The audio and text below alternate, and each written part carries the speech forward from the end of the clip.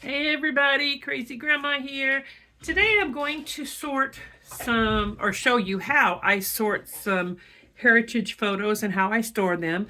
I have a two-drawer system that I have with that I keep these in, and I keep these separate because I want to make sure that none, if they don't break open, they don't get lost. They don't, sometimes things fall and open up. I want to make sure that doesn't happen with my heritage photos because there's some very old pictures in here. So I keep them in here and I have them separated already, but I'm going to show you how I do it. By doing this also, I'm able to put some of the the 8 by 10 type sizes or 5 by 7 type sizes. So I keep those in there. When you sort the heritage photos, it's quite different than actually doing your regular photos, because when back in the day they didn't take pictures such as Christmas and Thanksgiving and all those things. You didn't routinely take tons and tons of pictures. That wasn't a thing. So you have pictures, but not like you don't have very few groupings of pictures. So the way I sorted mine is I went through and I put it by the person that's in direct line of my family. So I don't go by this is this sister and this is that brother and this. I go by the person that's in our family, and then I can put them there further down. The other thing that I do is I keep things together. Like this is my husband's grandmother. This is her wedding invitation that she had, and this is pictures of her wedding. Isn't that a great picture? I cannot wait to do this. But it's one of those I'm like, I gotta do it justice and I gotta make it sure it's perfect. And one of these days I'm just gonna have to make a decision and do it. So this is what I'm definitely excited to do. I also scan these into the computer and keep them online. They're safer that way, and I can share them with all the kids.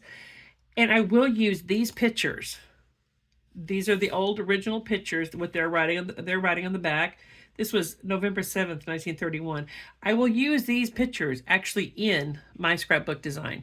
And the reason I do that is because they're safer there than they're going to be in a container like this or in a scrap in an album with no name or anything. At least things are getting shared. That's my personal opinion on that.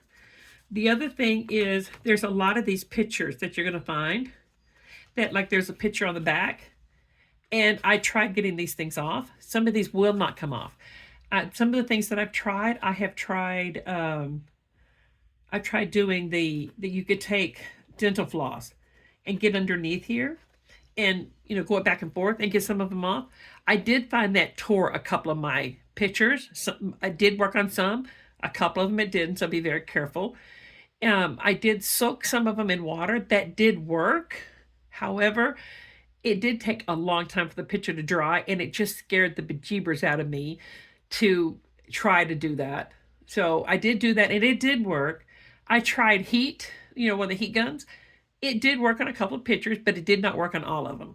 So I decided to quit trying to mess up these pictures and do the you can either take a picture with your phone or a camera, or you can get a scanner, and I will link below the scanner that I use, and I will also link these containers down there too. I got them at Target, and they were like $20, so they're well worth it.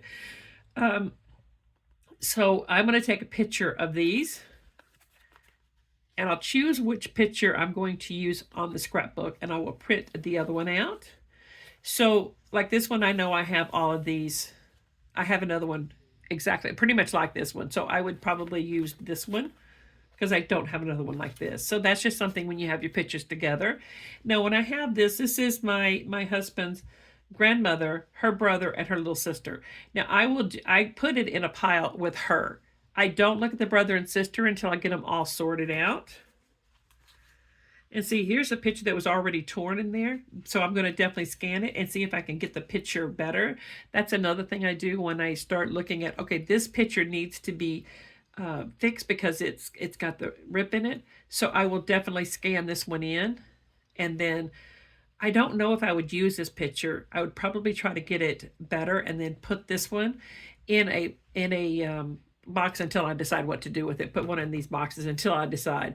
Because as long as the memory is shared on a scrapbook page, this picture is not the important thing. It's getting the picture better where you can see her face, because this is my husband's grandmother when she was a baby. So I make sure I put all the names on the back. See, this was one that didn't have a picture on the back, so I used one of the chalk pens to put the name on the back with the black one. On some of the ones that was in the black notebooks, even though I got it off, you see it still has some of the black on there. And some of the pictures are still not that good a quality. So I will decide on some of these to scan them through. Some of the ones, you just can't get all this black stuff off of it. And it just feels like these pictures are kind of thin too. So that's another thing to kind of keep in mind, is that when I go to do these pictures, I will double mat these. I will put it on a mat and cut it around the edges to protect the picture a little more. And then when I go to scrapbook it, I will put it on here. I have tons of pictures of her as a child growing up. And this is her. She was a crazy little girl. It looks like funny. But here's the one I showed you that I was trying to get it off. And it did tear the corner of it off when I tried to use the what is it called? Dental floss. So I quit using the dental floss. So I'm going to definitely do a lot of these pictures on her. I think I'm going to do a whole album and use a bunch of these pictures. All of these pictures in here are all her. Now, some of them are with her and her family, so I will sort these out and say, okay, this is one with her brother and sister. This is one of just her. This is her, but it's got an animal. This is just her. This is her and a group of people that I'm not sure who they are yet. This is a picture of her. So I will sort these out when it has a group of her. Like this is her and somebody else I think is probably her brother, so I'm going to put that with that. This is her, just individual. So I will sort them like this so that when I'm going through, I can actually see that, and then I will put them in a grouping, and I'll show you in another one how I put all of those in groupings. Now I have another folder that I keep. These are pictures that I don't know for sure who they are yet.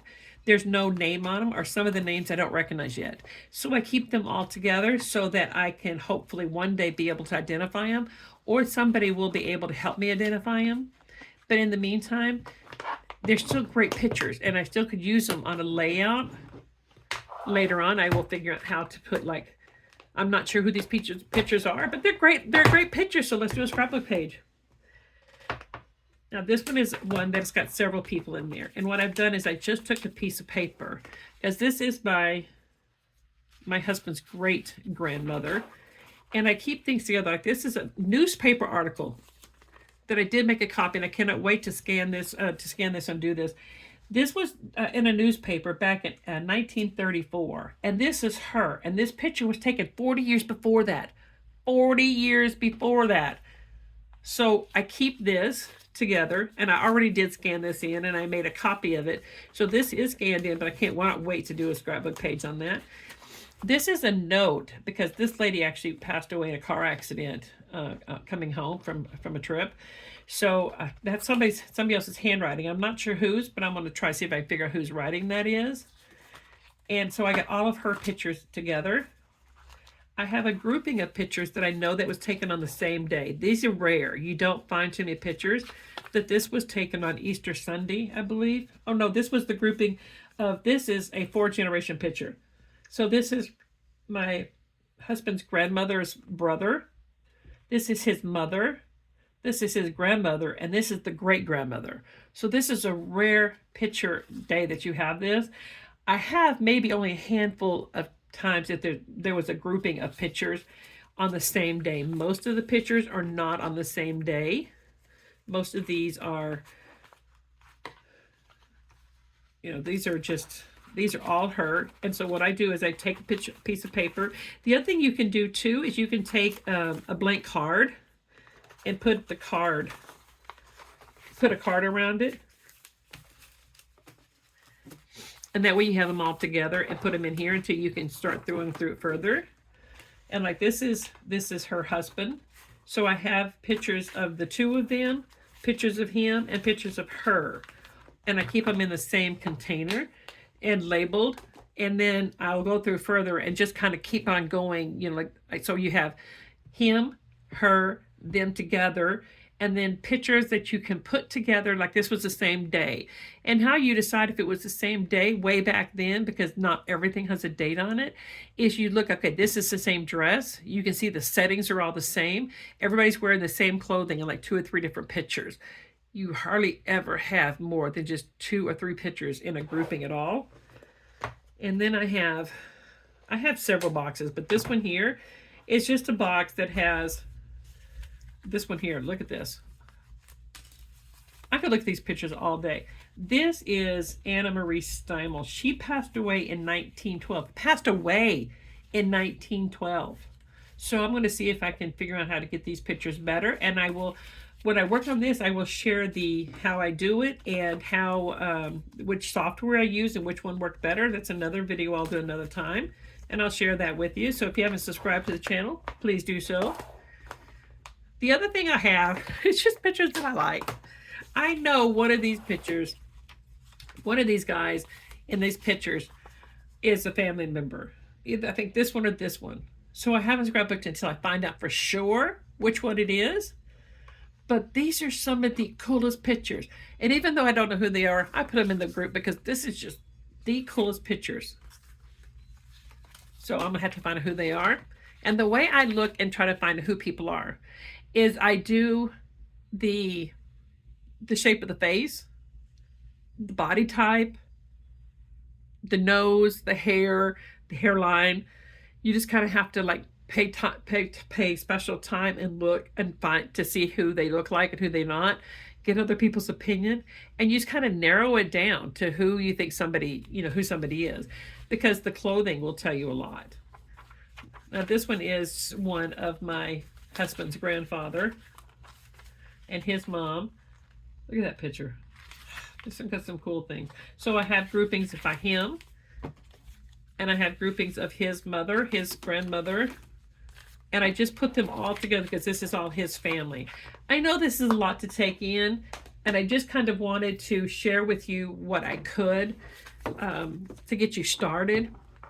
We can do more of these as we go along, but the first thing you want to do is get your pictures off of the backing if it has any kind of backing on it, and then you're going to want to sort it by person. You can't sort it by every person. Sort it by the person that's in the direct line that you're in, and don't get overwhelmed. You just make piles. You just start with, this is a pile of my mom's side, my dad's side. Then you take those piles, my dad to mom's side, my dad's side. This is his mom and this is his dad. This is a group picture. His mom, his dad, a group picture. And then you take those and you put it in a container like these, or whatever kind of container you want to put them in. And then you take mom's side and you do the same thing. That's what I have done so far to this point. You just take it and sort by piles, and then take that pile and sort it down to another pile, and then to another pile. And then you eventually get to where you can start separating them, putting information down, all the information that you can. I'm also doing this along with the genealogy search, so that's why it's taken me a little longer to do them. And I'll be putting all the information together and doing tons, as you can see, of Heritage Scrapbook pages on these people. So stick around, and I'll talk to you guys later. Bye, everybody.